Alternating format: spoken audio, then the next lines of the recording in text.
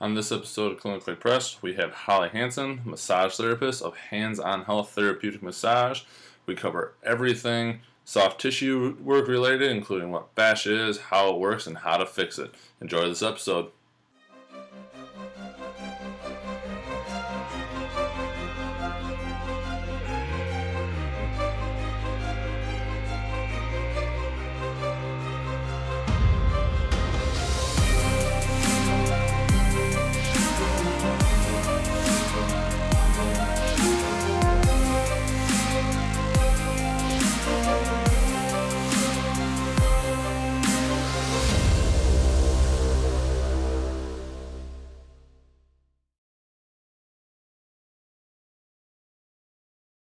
Welcome to the next episode of Clinically Pressed. Today we're with Holly Hanson of Hands-On Health Massage, correct? Yes. All right. Spit it out there, boss. And she works out at Cooley Health out of our office, so I'm familiar with Holly pretty well, and she does an awesome job. So we just thought we'd talk to her and get a little insight on some of the soft tissue aspect of what she sees and what she does every day.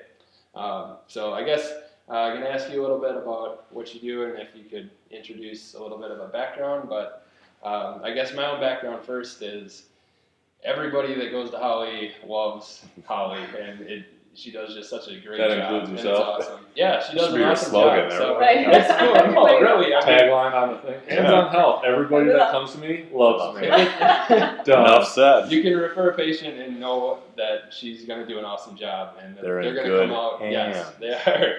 Get So yeah, she See what you did there. does a good job. We'll So edit that. anyways, Yeah.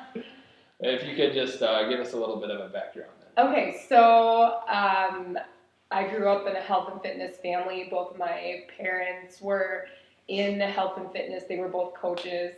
And so I grew up with a love and passion for fitness as well. I ended up going to college, graduating in 2002 with my massage therapy degree. I also have a degree, Bachelor's of Science in physical education and coaching as well.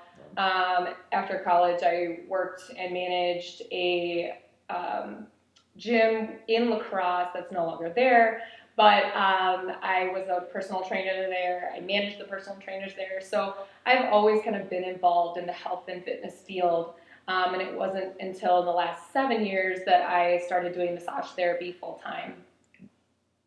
Very good. And then you were at Globe, right? for a Yes, while? I taught at Globe for about 5 years in the massage therapy program.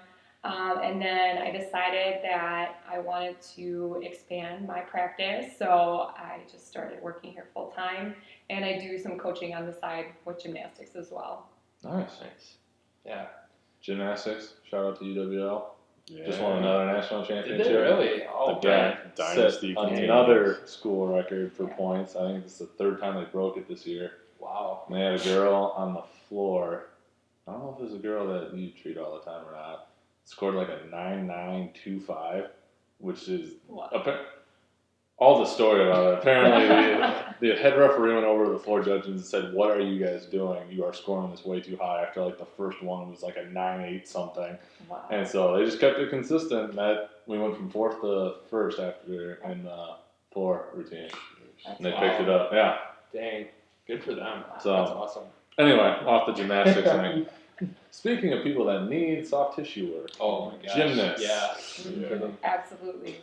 so So I guess with the chiropractic side of things, I think addressing soft tissue is so much of a big part of getting people better. I don't know. That's the reason I like working with you. Yeah, I mean, it makes all the difference. So Holly and I were talking a little bit about the importance of fascia, and just could you just go into that a little bit? Yeah, so fascia, and you guys probably know what it is, but for people that don't know what it is, it's continuous throughout our body. It wraps everything. It wraps your muscles, your nerves, your bones, and it gives our body, it helps with the strength, it gives it function, it holds the shape to our muscles as well.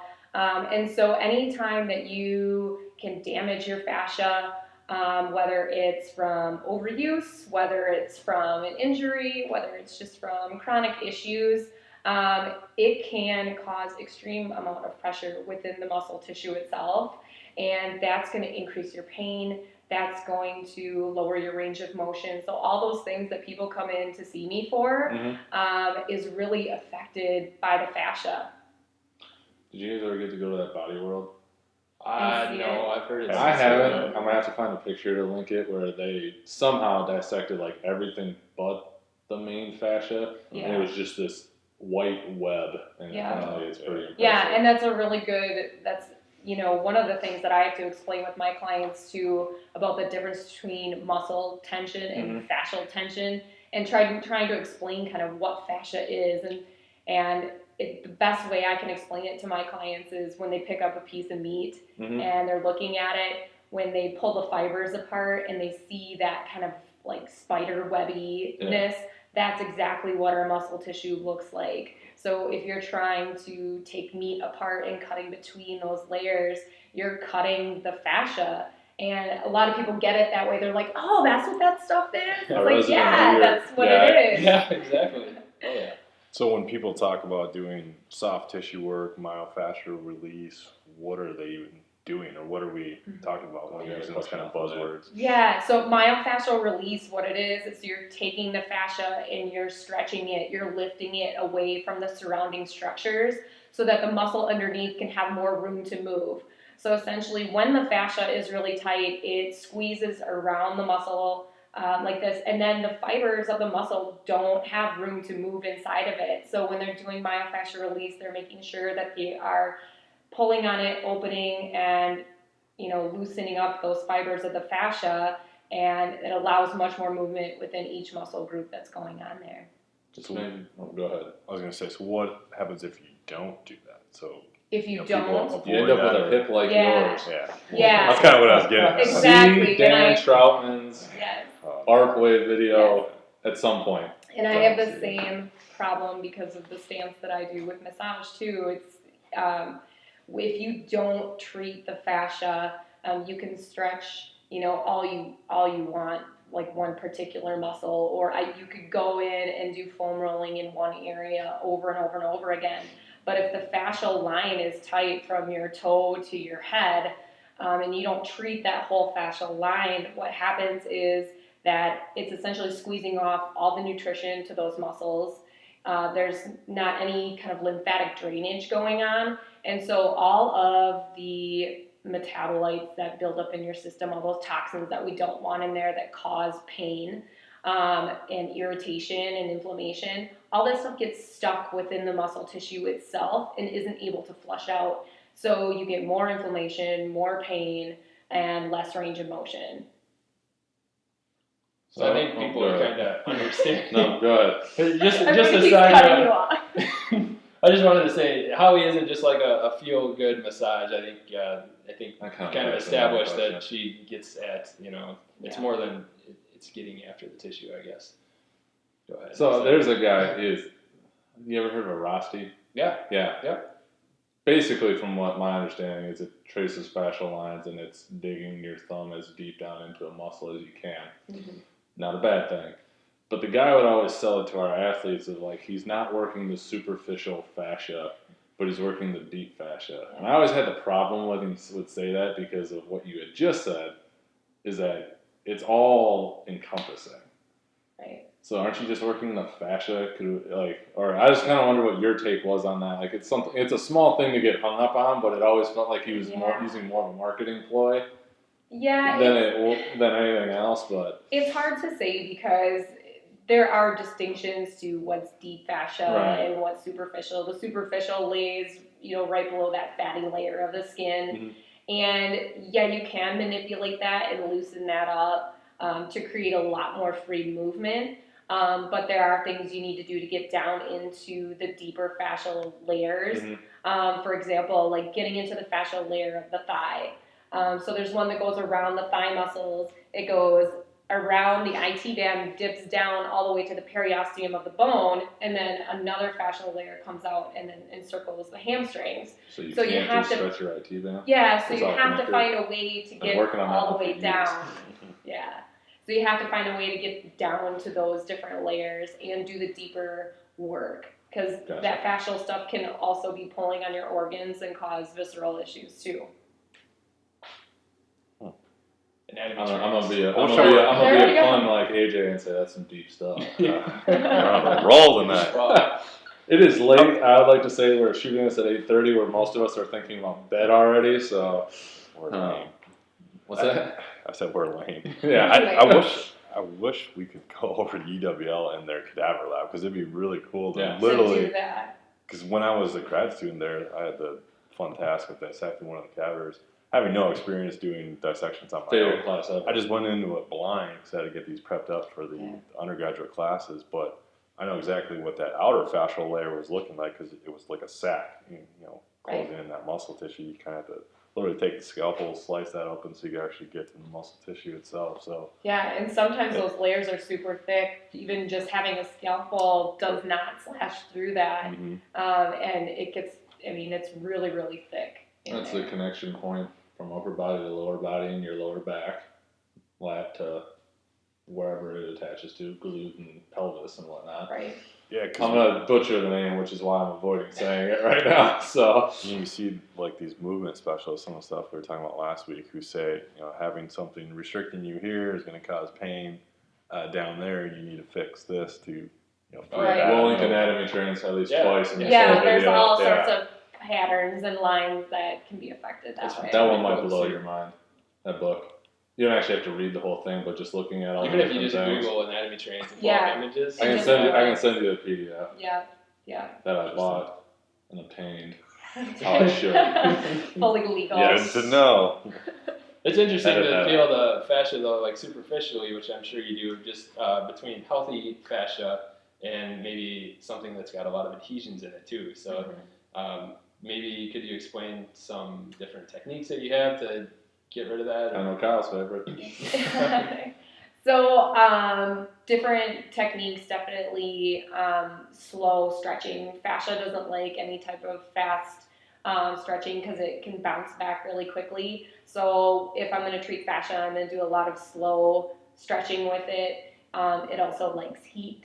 And so sometimes I could use heat to help move that around, and then a lot of lifting. So instead of the typical type of massage by compressing and pushing down into the tissue, fascia likes to be kind of picked up and lifted away, so you can create just kind of like different pockets of stretch within it.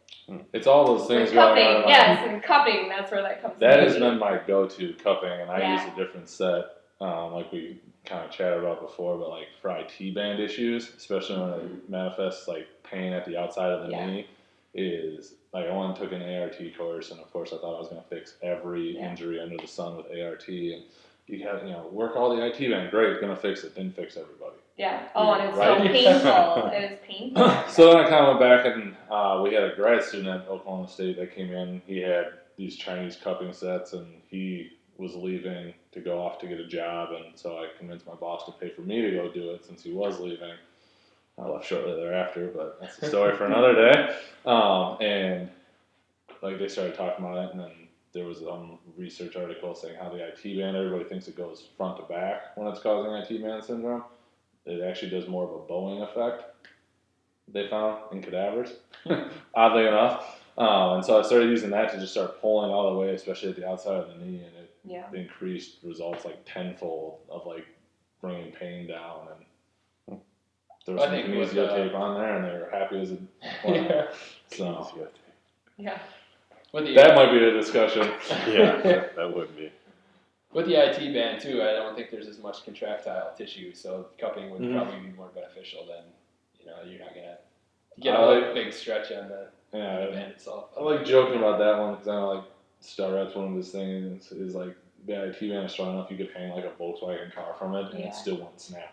So how are we gonna stretch it? Like we just aren't. So there's other things we gotta look at and do, and it hurts after I beat my head into the wall so many times trying to convince my students about that, but I've never heard that comparison before. Strong. oh, it's like thick. Like it is no joke, because that was one we always talk about. And when you talk about like it hurts here, but it's coming from somewhere else, like either it's hung up, kind of like you were talking about, somewhere in that lateral quad, which then I kind of wondered about because of that same point you had about everything engulfing it.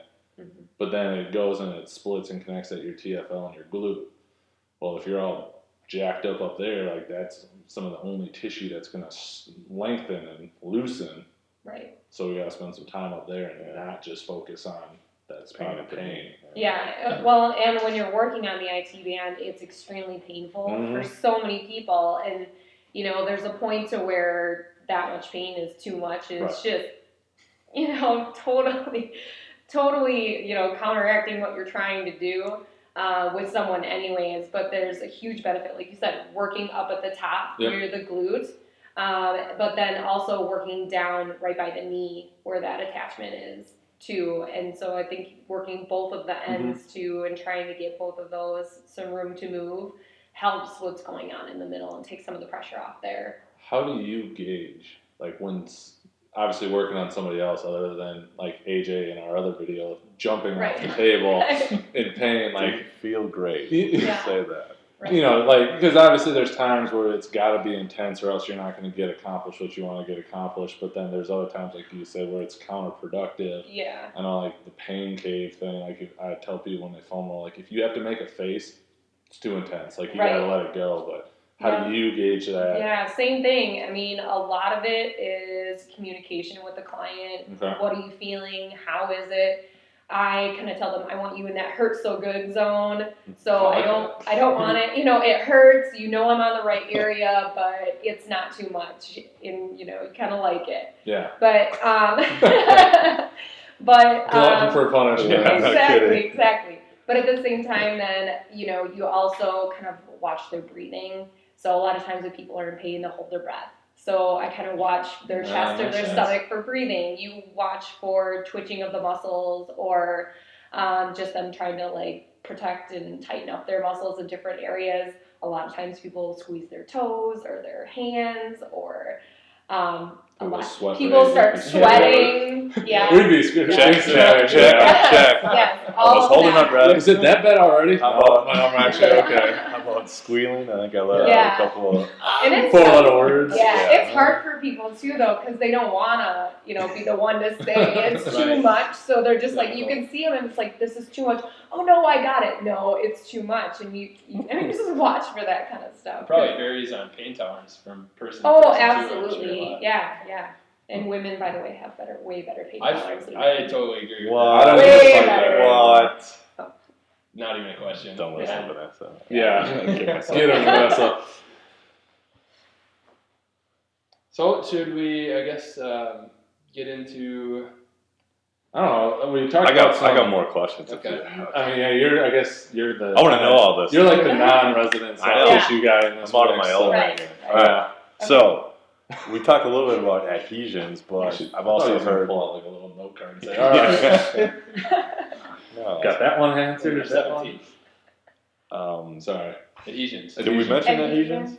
Slightly. A little bit. That was kind of my question. I've heard a lot of that thrown around too with soft tissue work, myofascial release, trying to break up adhesions or, you know, trying to fix scar tissue formation, prevent it, heal it, whatever. So how does that all tie in with what we've been discussing so far? Yeah, so adhesions can form, you know, in muscle tissue itself or in fascia. So even if you have those little micro tears that you like to have when you're trying to build muscle, they can also happen in the fascia. So once you get those little micro tears, those adhesions build because it's trying to heal.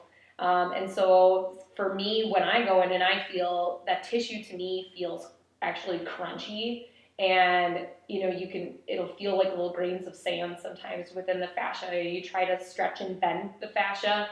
It just won't do it. It'll resist every type of movement that you try to make with it. So you can try to pick up the tissue, like I said, use the cups. You can use back and forth motion to try to break up those adhesions and, you know, push them back into the lymphatic system so your body can essentially say, you know what, I don't need those anymore. I'm going to flush them right out.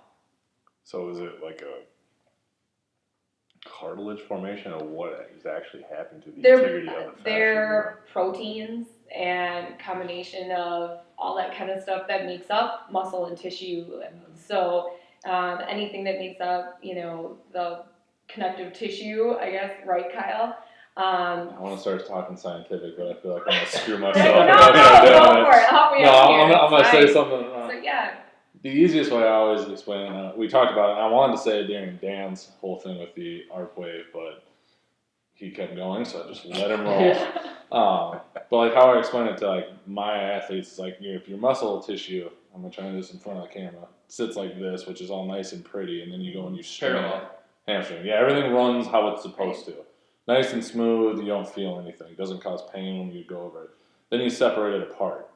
Like, it doesn't go and when it heals, just heal back nicely how it is. All your body's trying to do, and I want to say with a lot of like fibroblasts and things like that, are coming and it heals like this, in essence. Yeah. And so what we're trying to do through all the soft tissue work, the different things, all the other stuff, you felt the crunchiness, I'm assuming, when you got Graston done to you. Yeah. You did Graston on him? Mm-hmm. Yeah.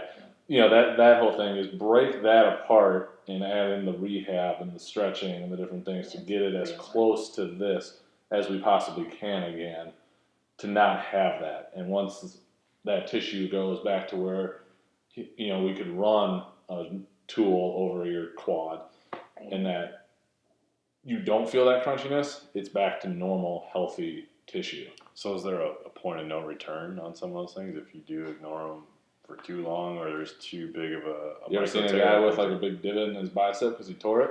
That's just huge scar tissue healing it, and he never did anything to help. So even if you reattach the tendon, you could still get those gaps somewhere? Well, it'd be more like in the muscle belly if they actually strained it through there, just because that's how they attach and reattach. I've seen it with people in like their quads. They actually have like a divot, but their body's done not good enough job adapting to it that they are functional. They just have this divot. It's just this chunk of scar tissue that it's kind of the point of no return at that point. The amount of pain they have to go through. So you would really have to go nuts on it. Right, And that's one of those like where still, dry needling and some of that can kind of come in handy because it's more point specific and probably equally as painful, but maybe not as bad. But I think with a lot of it too is like posture and different motor patterns. If you don't address the improper motor patterns, you're not going to fully. I mean, you can do Graston all you want, or massage or whatever all you want, and that's just kind of like a band-aid because it's just addressing, you know, that specific area, not the cause fully of why. So, you know, if you get rid of it and then your muscle still works the same way, you're never going to re-strengthen and realign those fibers because your body isn't even firing those areas anymore. So I think it's good to address it still, but in combination of, you know, correcting maybe an improper motor pattern or, you know, crappy posture or whatever the aggravating factor could be. But patients freak out, you know, they adhesions and they're like, oh my God, is that bad? And what causes that? And they think it's the end of the world. And I think you could probably find adhesions on anybody. Everybody. I mean, talk about that all the time. Except maybe a baby or something, you know, but it just builds up with life and, you know, just kind of minimizing it, I think. And latent trigger points versus active. Oh, are we going to get rid of that line of tightness in my calf? No. Our goal is to make it so you're functional again and it doesn't hurt, and then it's up to you. Because we could literally do massage every other day for the rest of the year. Right. Probably not get rid of it while you're still running. But your body is that good that it adapts to it. It's just when it causes you pain that you got to go and try and break that cycle. Right. Interesting. Just thinking about all my own nagging. Oh yeah, for sure. I can just hear the gears. You know, because last year when we did the voodoo band stuff. Yeah, because I got lifter's elbow. I know all kinds of lifters have that issue of just repetitive grip stuff. You know, they develop tendonitis usually in the elbow, and then over time. That was one of my favorite ones from that Julian Pinot episode of Barbell Shrug. It was just like talking about those different things and how like everybody grips this way and never actually flips it over and supinates to grip, and so then they get all these chronic problems all the way up to their shoulders because it always internally rotates them. Because they just, and he was talking about CrossFit a lot too, because they're always in this position and never actually work to get into this position. Andy's one of them. You know, he's talked about that, but he never does anything in this position other than he tries to force one of his hands there for his deadlift. He just doesn't. But it's something that was so simple that could cause him stuff down the line other than his wrist. The strap video you guys posted last week is a good example of kind of addressing that with the perfect push-up. Oh yeah. Doing all the different I actually own a techniques set of with the those. band. As much as I proclaimed it, No, it's a good little tool. I Just, think they are just too. demonstrating that motion though, Yeah. just getting some extra rotation with any of those movements. I think it's kind of a huge thing too, is we get so used to moving our bodies in the same way, you know, whether it's like you said, lifting or whether it's at work, that we develop all these like insane lines of pull. And even with what I do, you know, I'm constantly working downward. So there's so much tightness within the pec, shoulder, rotator cuff, all the way down the hands. Just laying in bed at night, knowing that I'm feeling that and opening everything up the opposite way. So starting to kind of feel where those lines of pull are in your own bodies and trying to do the opposite of what your body wants it to do. Interesting. Yeah, makes So sense. that's kind of like what you would have me do. You'd wrap me up in the food band. You'd grab it this way. Yeah, you just work through all the motions Yeah, and try to pulling find on it. and Yeah. rotating around. Or even drive. I just see light bulbs I was like, going off. I gotta get out of here. I got some shit I gotta try. What are the questions? Well, how about a knot? I feel a knot in my back. Mhm. What's that? A knot is a hyper irritable, tight spot of just what am I trying to say here? Fibers, just a small amount of fibers that are contracted. And so let's say you're, like you said, with your elbow, you're using it in one way. So those fibers are constantly contracting all the time. They get exhausted. They can't do that job anymore. So those fibers themselves tighten down and clamp down because they're saying, I'm sick of doing work. I'm done. Mm-hmm. So they clamp down, and then the muscle fibers around it have to start learning how to do that muscle's job, or other muscles surrounding that muscle have to learn how to do that job. I'm trying to remember all my textbooks right now. Hyperelectivity? Like, I don't know how to say it. Basically, like the electrical activity there too can get all screwed up and almost Yeah. like switch and like switch its polarization in that area. So sometimes that contributes to the knots and trigger points too. I like using a combo therapy, which is ultrasound and stim, but it basically allows you to move the stim around. So I'll follow up a day of like hard soft tissue work with that. Yeah. Because it's going to make the muscle twitch, and you can fatigue out that area by just making it twitch out. Yeah, and it can essentially be it's telling your brain like you have to let go of that Mhm. tension or it's going to be really, really damaged. And so the muscle then kind of gives and says, okay, fine. and it can feel really good because usually we'll warm it up, and I'll use the ultrasound as a heating part of it too. So then it isn't like I attack you with the Graston tools one day, and then I come in and use my thumb the next day, and you're so bruised and beaten that I can't do anything else with you for a week because your body's just like, nope, done. And so I'll use that as kind of my intermix in between days, just to. So when people have like lifter's elbow, tennis elbow, another huge kind of overused tendonitis related issue, they just think rest and then come back and do it, where there may be other things that you may have to do on top of that then, huh? Well, because think about that, like if it's a whatever elbow or throw whatever itis on it, it's the tendon's taking the brunt of it. Yeah. Well, depending on who you ask, and you feel free to jump in on this one. Like the tendon in and of itself doesn't stretch a ton. A lot of the elasticity comes in the muscle. I've seen varying reports on that, but kind of where I go, like if you go and you rest, but you don't do anything to the muscles that are pulling on that tendon, maybe you stop the pain, but as soon as you start up again, there it is, because we didn't fix anything. Right. And so where like rest fixes everything, not always. Mm-hmm. Right. A lot So of you're times supposed to go see Holly. Yeah. Hands A lot of times you feel it more in the tendon than in the muscle belly too, which kind of Yeah. manifests there. But It's kind of where the inflammation happens. and it heals slower too because it doesn't get as good a blood supply. So you can go back to the muscle belly though and affect the contractile tissue, and then that'll ease up the tension on the tendon. You've learned so much about mobility in the 2 years I've known you. God, I know. See, this is the stuff, again, that first roundtable discussion. I wish I would have known Known it, yeah. 10, 15 years Right. ago. I wouldn't have these problems now. Even I was knowing just- that though, it's hard to take the time to actually that's address another- it. I was Right, talking to right. Coach Schmidt today when we were in on football lift, and it's like he was talking about how he used to do like they had flies to broke part for the football Yeah. game. And so Coach Schmidt was talking about how he would do them, and he'd come and he would always have this little pop at the end that he would do.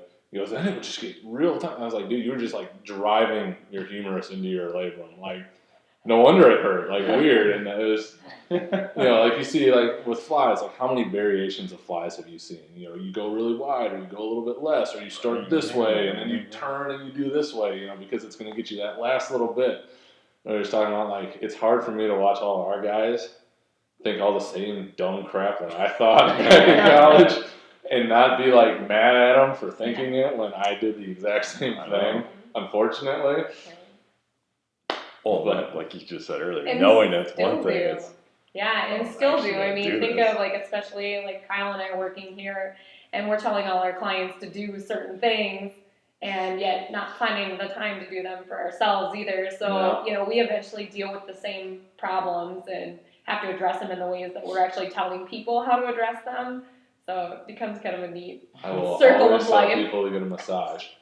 I have never gotten like a full one in my entire life. Yeah. I'm really bad at that, and until meeting you, I had never actually been like fully adjusted either. Even though I told people to go see them all the time. Breaking down barriers. Apparently, That's right. I'm trying to move past the do as I say, not as I do. Well, you gotta force each other to do it. Yeah. well, yeah, luckily we. I still gotta get AJ to write me a nutrition thing. We're always around each other, but never utilizing each other's services. Right. For sure.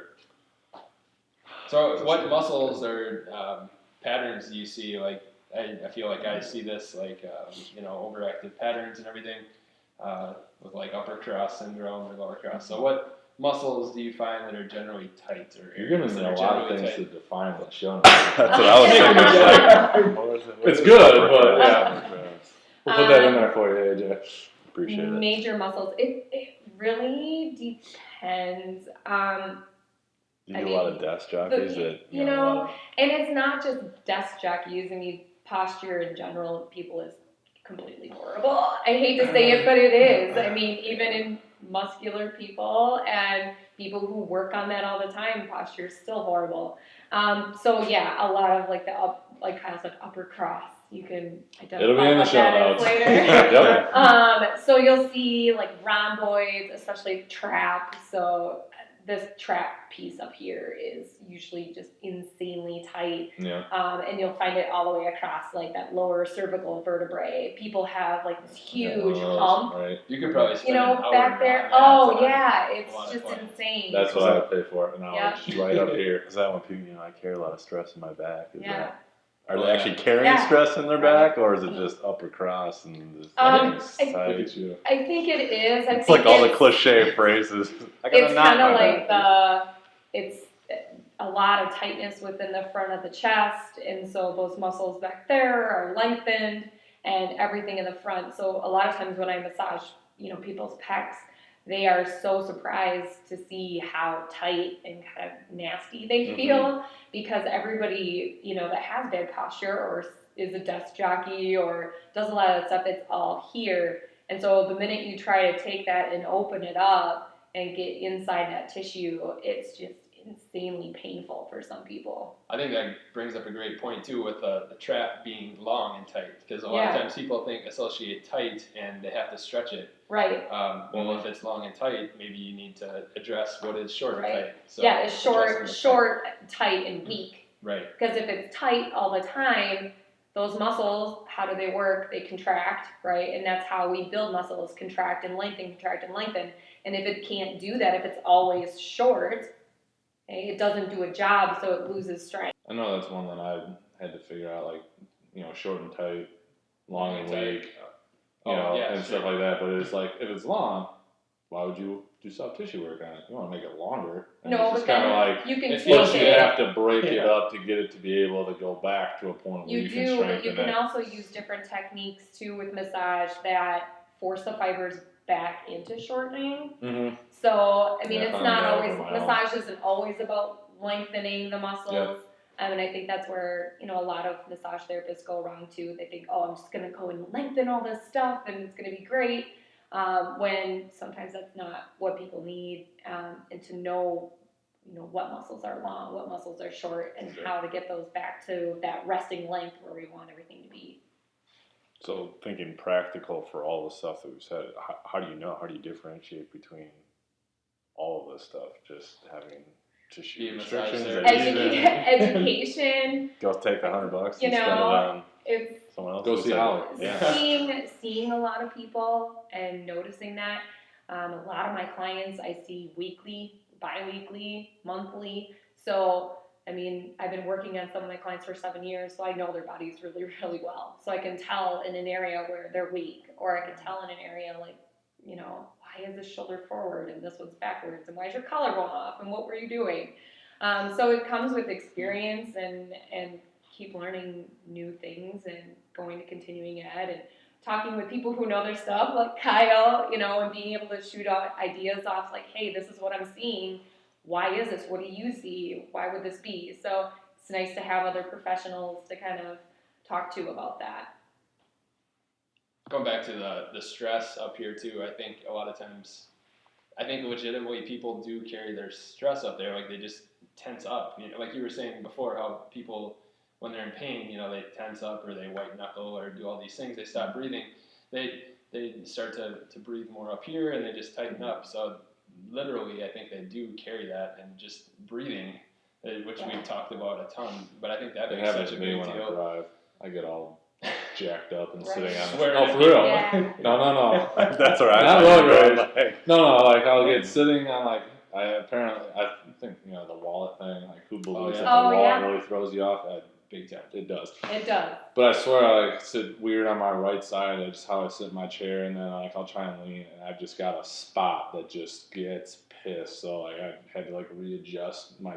I'm sitting as upright as you can, trying to push my chin back so I'm not in a crappy position for most of the drive. It's crazy But- to see people's posture though, like on the interstate when they're driving, they'll just be. well, that, You know, sitting on that's me. I drive a little Ah. PT Cruiser. If I sat upright, I wouldn't be able to see. So I gotta drive old lady style, hunched over Put the the wheel. seat way back. Go support the Kickstarter to get AJ out of the speed Yeah. cruiser. It's for his health. Oh, I learned this trick from my mom where you take like an empty pop bottle and you stick it behind your back so it pushes right in that mid spot in your back and it helps you sit up straight that way the whole way. I keep a pillow in my vehicle just all the time, just to have behind my Yeah. low back, and I mess with the lumbar support thing a lot. Yeah. It Never never knew why it gets was in the there. right spot though. I mean, Yeah. for me anyways, it never does. I just avoid the driving if I can. Yeah, just walk, right? Yeah. Yeah, Stand. It's better to move. Just stand. Just Like stand. Get a mailman vehicle and then you can mix it up. You just drive that one half the time. I still think we would have. It would never work, but like the stand up. Oh yeah, truck driver. Yeah. Big rig. For how much those guys are on the road, Yeah. just think how much money you'd save those companies on health. Stuff. Gosh, I couldn't do that. Patent Drive all it. day. I know. They're killing That's what I'm themselves saying, just yeah. sitting all Just day. sitting So there. Get them to stand. Joel's gonna develop a big rig. That No, he's stand not, but that would be something.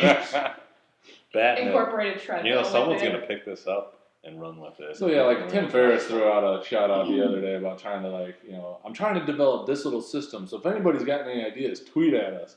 I'm throwing it out there for the truck. Anybody got the idea? I'm gonna tweet to every big rig company I can find once this thing goes live. Yeah.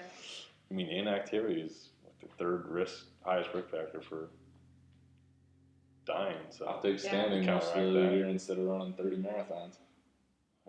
Yeah, I agree. Brings up a good point. Inactivity.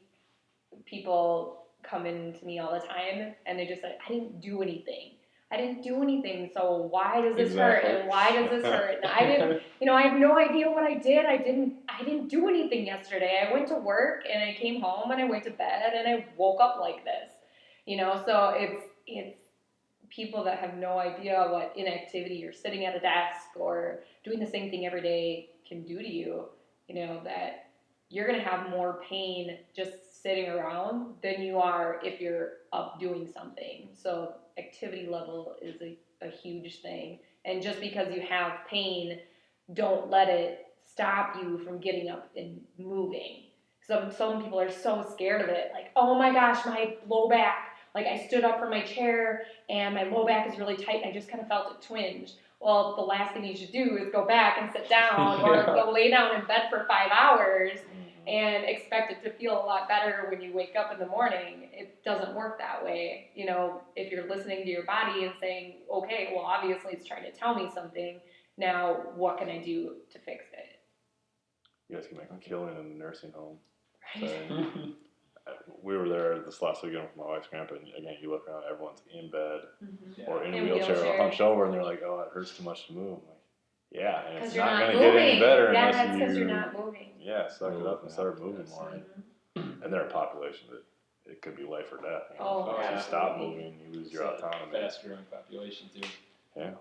So what differences do you see in like an active individual versus an inactive individual? Obviously, there's going to be some maybe body composition differences that you would expect, but Yeah. what differences I guess would you say you see, and then do you see a difference in how they respond? Yes. Boom. To all of it. Drop the mic. I'm out. I don't know So, if it was okay, a yes where or no. My mind is question. going in like so many directions with that. Something a So student kind of would like say. Yes. healthy tissue versus like Because. unhealthy tissue. I guess with healthy active individuals, their tissue is firm, it's kind of supple, you can tell that there's definition within the muscle. Yes, you do find trigger points, you find adhesions, you find tightness. On the reverse side, for people who are inactive, the muscles aren't supple, they're dehydrated, they're kind of flat feeling. It's kind of a weird way to express it, unless you're a massage therapist and have your hands on a lot of muscles, but it almost feels like greasy. When you try to move the muscle, it almost feels kind of greasy to me, I've or always slick. like leathery is Yeah. another example of Yeah. what it kind of feels like. Just Found that a lot of smokers, I feel like, Ooh, feel yeah. Absolutely, that's the worst. That's the worst, and the amount of soreness that those people experience after a massage is just insane. It heals so much Oh, slower. it's terrible, terrible. Weird. So, Yeah. but yeah, I do see a lot more healing done for people who are active. Yes, they keep coming in to me for various issues with tightness, but they're living a more active life. They do have less pain after a massage, and they tend to get those benefits like sleeping better, having more of an appetite. They're much better hydrated. They have a lot less occurrence of headaches and things like that post massage. That inactive people usually do. Lots of soreness within the next 24 hours, even up to the next 48 hours. A lot of those people come in and it's like sore for 2 days, or and I just felt really dehydrated, or I didn't feel well, or I kind of felt flu-like symptoms. So I think all of that really contributes. Probably rather be sore from. I was wondering if you Being if you were going active for and- another question. Or not. So I'd rather be sore, I guess, from being active than from being sedentary. Well, I mean, I've I kind don't know of how was your soreness after the art yeah, being that was active. a different kind of soreness. I was gonna say that's totally different. See, because that was just maximal muscle contraction at its fullest for, Right. I don't know how long you had it. 3 days it felt like. And just the amount It was of a 40-minute chemicals- video, so. Oh my god, I can imagine like your body's like chemicals that were released at that time to like take I'm out pretty that sure you pain can see and- them if we replay the Oh video. my No kidding. god. I got blacked out for a The, while. the jelly legs on the stairs going to the Oh, that was the interview. worst. I thought you were joking around at first. Oh, Kevin, we're not You just send Legitimately, AJ over to the AT room real quick. He's eccentric loading wasn't feeling good. That's interesting though that you say flu-like symptoms, because I've even felt that way. You know, just after a really tough workout or something like that, you just feel like garbage the next day. And again, like you almost have the flu coming on, you're Yeah. just achy and sore, and it's weird that people will experience that after even just a massage. Oh yeah, absolutely. Especially if I use the cups. If I do cupping during the massage, they'll feel fantastic when they leave. They'll feel kind of light. And they'll kind of say like, my shoulder was really hurting and now it feels like air. Like it doesn't feel like anything's there. And the next day, I'll ask them how they're doing. And it's like, oh my god, I'm so sore today. I feel like someone just punched me, you know. It's a workout. I think it's just everything combined in there, all that lymphatic flush that goes on within that area. I think that has a lot to do with it too. That non-active people, because with training you kind of get like a repeat bout effect where you get that big case of DOMS right after the first couple training sessions, but then it kind of goes away. You kind of become, you're more accustomed to that style of training. So you think it's the same thing with Absolutely. massage. Once you kind of get Yeah. through the first couple ones, then Yeah, you feel a lot better and you don't have those, flu-like symptoms or a lot of the soreness. And I think it's just because the fluids in the body are much more fresh. So with massage, you're pushing out all the bad fluids, right? All the soreness that accumulates within the muscle, that's getting flushed out via your urine. And if you drink more water, which massage therapists should always be saying, drink a lot of water when you leave, because you want those good, healthy, clean fluids to go back into the muscle so that you don't have that soreness there anymore. So yeah, it takes a while for the body to flush out all that stuff out, especially if you've had it for accumulation of years, like some of my clients, because they refuse to come in until it's gotten so bad that they can't take it anymore. Sounds So about it right. takes Yeah, a yeah, long yeah. time, to I was get rid referring of to the that. athletes. Oh, You too? okay. Yeah. I knew where you were going with it. Whatever. Well, in the interest of bedtime and my Yeah. computer battery, you want to Yeah. go to our chemically pressed questions? Yeah, I don't have them totally memorized. So what the first one is Come what? on, what? You don't have it memorized yet? I don't. I knew the You can just $100. do, yeah, you can do this question. That has been your go-to, so. Oh, well, something you believe that other people do not. I don't know. That's a hard question to ask. What's something I believe that others do not? Or something that might be a little bit out there, like, I believe it's okay to put butter in your coffee in the morning, and it's good. That in this group, that might be like a relatively semi-normal thing. I think it's Anybody else I say it to, they're like, you do what? Like, if it was from anybody other than you, I'd think you're crazy. I was like, oh. I don't know. We might have to switch that question because I don't know. All right. pretty It's mainstream. our first I one, don't no. know. That's all right. Something. Does that have to do with my profession or? Could be anything. Mine's I believe in aliens that not everyone does. We've got an episode coming Oh, up there's dedicated to. There's definitely belief in aliens. aliens. I'll go with you. All right, we got one There up there. can't not be. That's You my know, thought. the too. size of the universe. It's insane. Exactly. There we go. See? I know. Mind blown. Done. Blown on. Sorry, Put that in the switch show or notes. skip that question. So what's I know. you got something here? So your most influential fitness purchase under $100. I'll go fitness. Fitness, Yeah, anyway. and we have it Health in. purchase, I Yeah, we would have say. it in quotes. Okay. There's too many I know, words. I know Health, there is. wellness, nutrition, and fitness. Like, we Right. could do all that. So this particular thing is called a back knobber. There's other ones on the market that have different names. But And we this, can't sell a mobility kit. right, this is a self-help tool that people can use to get rid of sore muscles and their trigger points. So this one comes apart, and you can use it. So I could lay on the ground and put this underneath my hamstring and find the trigger point of my hamstring and just hold it there until it releases. You can reach back over your shoulder, get it there. So essentially, these are made to reach pretty much any part of your body that you can't with your normal hand. I mean, you can't reach all the way back to your shoulder and get those nasty spots that those knots like to So accumulate. is that how you do it? Just kind of hold pressure on it until Yeah, it seems to release? You hold pressure on it, take nice deep breaths, and you can do movement. If it's not going anywhere, you can do movement kind of in between, is what I find works really well. So yeah, I think that every one of my clients could benefit from having something like that. And it's just one of those things that, it kind of saves you if you can't get in to see, a chiropractor, a massage therapist, a PT, an OT, whoever you need to see. If you're having tightness or something like that, this is just going to save you on those days that you really need it. Someone travels a lot for work, throw that in your suitcase. Yeah. With on Yeah. business trips. Exactly. Or travel with a lacrosse ball. Yeah. Yeah. He's a that's all lacrosse it player though. He's Right. got a stick too. is. No, Lacrosse no, he team. does not. Never played. So what are your top 3 take-home tips or must-have? See, he's Okay. got them. You're on it. No, you're good. I'm impressed. He's got them. Because he just looked around. Yeah, that's true. So top 3 take home, at least in my profession, hydration. You have to hydrate.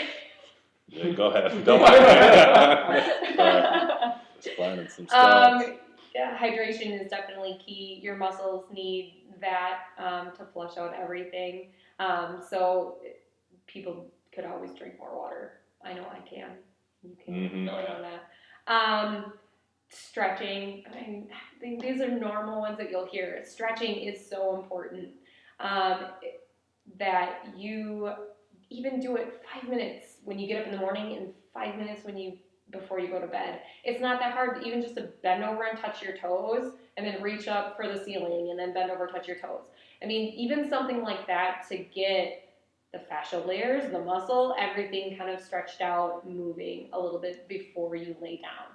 I have an app that I got. It's called like Way of Life, and you can basically set like goals, and at the end of the day, you hit like yes or no on whether you did it or not. Oh, And that's okay. one of them I have on there is stretch, and it's like get It's on always a, like no. it's like get on a foam roller, stretch or do something like that, and like you can track it, like and look at Mhm. trends, and that one is pathetic. Always, Like, I don't do it for the 10 minutes that Nobody, Right. I don't know So, no, one it's- person that to does. your but point, we it's a could- great we take could home thing. do them all the time. Go Period. Holly, but even- listen to Holly. Yeah. Yeah, I mean, but it's one thing you can always keep in the back of your mind and say, Yeah. hey, you know what, I really should. And the minute you start hurting, then you're like, dang it, I should. See, I think we gotta start giving these See? recommendations and pair it with like a new Netflix show. Because that's when I get my Sure. best foam roller Every time mobility. this person Because when I get says hooked on a this. Netflix show, no, it's like, well, now I got an excuse to sit for 40 minutes, so may as well Yeah. do some Roll out. mobility That's work. so while true. that, so. So true. Stretch and also catch season Shout out 5 to of Netflix. Catch a if you're House looking of for Cards. sponsorships, Yeah. we'll take it. And the third one is, I tell my clients this all the time, is don't be afraid to kind of look out of the box, out of the traditional ways to be treated for the problems that are going on. Don't be afraid to look at different types of massage. There are over 200 different types of massage out there. So you've got to find one that works for you. Deep tissue, trigger point, cupping, myofascial work. It's not going to work for everybody. It's not going to be the end all be all, one thing that works. And I'm never going to have to see a chiropractor. I'm never going to have to see a PT. Just think out of the box and be open to listening to different types of professionals. Be open to acupuncturists and taking a look at what they can do and understanding what it is that they do and just not saying, oh, that's a bunch of rubbish. Oh, it's just ridiculous. That stuff doesn't work. That stuff's been used for thousands of years, so it does work, or else it wouldn't be around anymore. It's a really good marketing yeah. plan. Acupuncture. You got it. Damn you. We've been around for 1,000 years. No, you're I don't on know the what the roll. lesson is. Well, what would you tell yeah. yourself in either your training or education or work in the last, if you could go back Yeah, if I could go back and 8 years, do or it all so, over yeah. again. Maybe before you got into massage therapy. Yeah. I think if I could go back to my education, I would just ask more questions. I think I was so willing to take at face value what my instructors were saying and say, oh, this is what you do for this. Mm-hmm. And there's no other way to treat that. This is just what you do. Well, then you get out of school and you realize that's not the only option, or that's not how this works, or there's so many different ways to look at what's going on. And that's what's really cool about the massage therapy field is I can look at it from the massage therapy view, from a chiropractor's view, from a PT's view, and say, wow, you know what, I can take from what they know and what they teach and use it to my benefit, in my massages, although I'm not going to do a chiropractic adjustment or anything like that, but your guys' soft tissue knowledge that you have, really helps me understand what's going on, with my career. So I think if I could go back, I would just force myself to ask more questions and look outside the box of what I was being taught so that I had a better understanding as a whole of what's going on. Seems to be a fairly common theme. It does. Yeah. It's a great point, though. Well put. I guess just in closing, where can people find you? What do you want to shout out, plug, whatever it may be? Yeah, it's hard to find me because I don't advertise. I don't advertise. And I guess the reason people are always like, well, next why I don't do that, but I don't because I love getting referred, essentially. So I get to work with people who value massage that way. So my clients value what I do, Okay. and they are going to refer to the people who also value what I do, and bring to the table things that I like to work on. I'm a problem solver. I love to figure out what's going on with people, and that's why I love my job. I'm like a detective every day. There you go. So I'm like trying to figure out what's wrong, where it's coming from, what can I do about it. So it's a little bit hard to find me, but you can always find me here at Cooley Health.